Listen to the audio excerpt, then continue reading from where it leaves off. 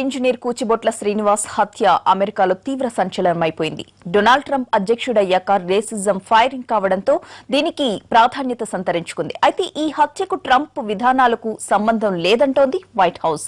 విదేశీయుల పట్ల వ్యతిరేకత మంచిది కాదని ఐక్యరాజ్యసమితి కూడా హితవు పలికింది.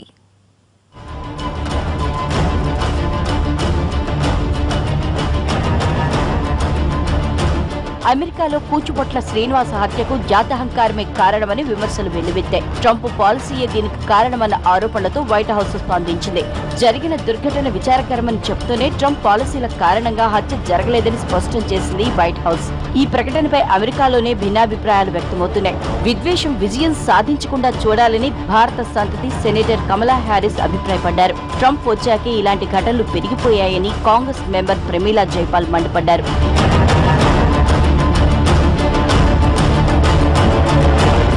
హింస ఏ రూపంలో ఉన్నా తాను ఖండిస్తానని కాన్సెస్ సెనేటర్ జెర్రీ మోరన్ స్పష్టం చేశారు. శ్రీనివాస హత్య తనను కలిచివేసిందన్నారు. దీనిపై ఐక్యరాజ్యసమితి కూడా స్పందించింది. విదేశీయుల పట్ల తీవ్రమైన వ్యతిరేకత మంచిది కాదని, సమితి ఎప్పుడూ ఇలాంటి వైఖరి ప్రోత్సహించదని ప్రకటన చేసింది.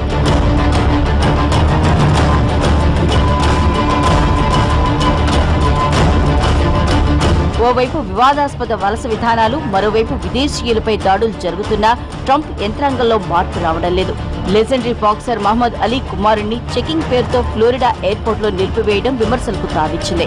మహమ్మద్ అలీ జూనియర్ పేరును చూసి అనుమానించిన అధికారులు 2 గంటల పాటు ప్రశ్నల వర్షం కురిపించారు. రంగు చూసి మతాన్ని నిర్ణయిస్తారా? తెల్లతోలు లేకుంటే కాల్చి చంపేస్తారా? ఏం నేరం చేశాడని నిలువునా నా భర్త ప్రాణాలు తీశారు. ఇదేనా ప్రజలకు మీరిచ్చే భద్రత? అమెరికా అధ్యక్షుడికి ఒక ఇల్లాలు వేసిన సూటి ప్రశ్నలివి. వీటికి సమాధానం చెప్పే దమ్ముందా ఆ జాత్యహంకారులకు?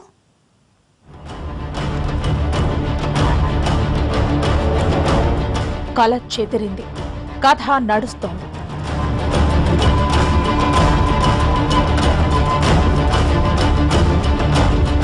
రెప్ప మాటన ఉప్పెన ఎగిసి పడుతోంది.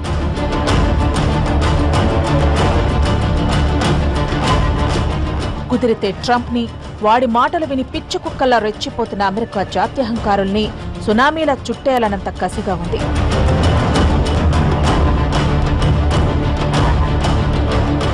ఆ కసే ప్రశ్నల రూపంలో పైకి ఎగదన్నుకు వచ్చింది. ఒక మామూలు ఐటీ ఉద్యోగి, ఒక సాధారణ గృహిణి సమాధానం చెప్పమంటూ అమెరికా అధ్యక్షుడిని నిలదీసేలా చేసింది. How did he decide that by a color of a person?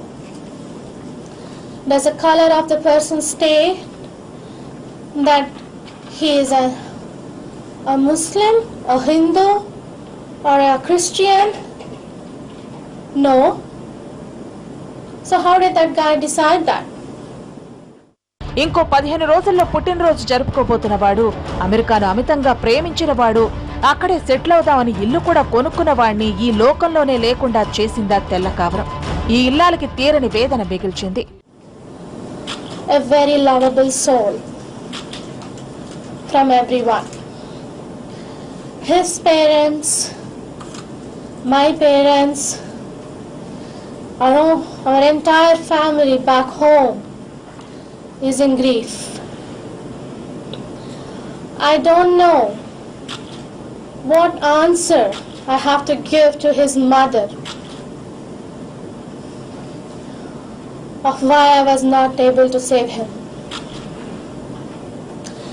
The country that he loved so much. America పూతల స్వర్గం అనుకున్నాడు.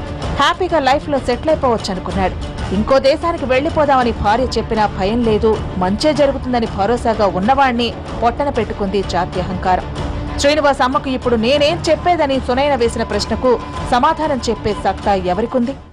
We've read many times in newspapers of some kind of shooting happening everywhere, and we always wondered how safe, or I especially, I was always concerned, are we doing the right thing of staying in United States of America?